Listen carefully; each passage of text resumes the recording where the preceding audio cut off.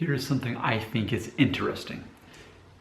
Here in the United States, no matter what happens, it's still about half the population that identifies as conservative and about half that identifies as liberal. Now we could say 40%, 45, 45. Ultimately, there's going to be those in the middle, such as myself, that don't identify as either or a little bit of both.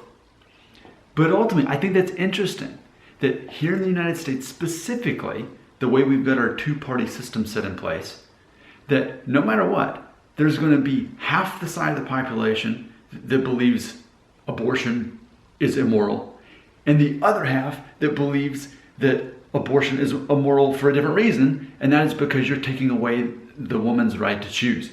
But either way, it's pretty much split either way. We could say the same thing about gun control or climate change, whatever we want to put in that blank. You're going to see about half the population equal the other half out. And I think that's fascinating. I really do. Because what that tells me is, as more people are born, and as those babies grow up into adults, they are shaped in a way to where the free market of nature, of culture, of society, these invisible laws make it to where it's going to be balanced in the end. It reminds me of gender.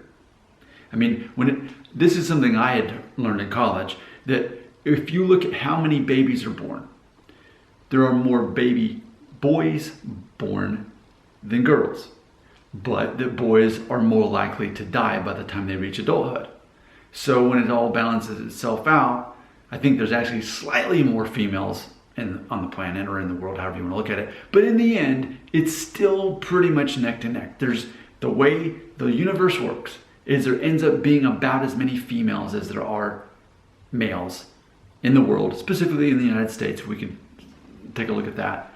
So I think it's interesting that also we have the same thing politically. It'd be one thing if 70% of the population identified as liberal or conservative, but that's not the case. It's so close, and we keep seeing this with our elections because it's so based on the concept of tribalism, ultimately, choose a side. So it's interesting that people naturally gravitate toward choosing a side as they assign values to themselves.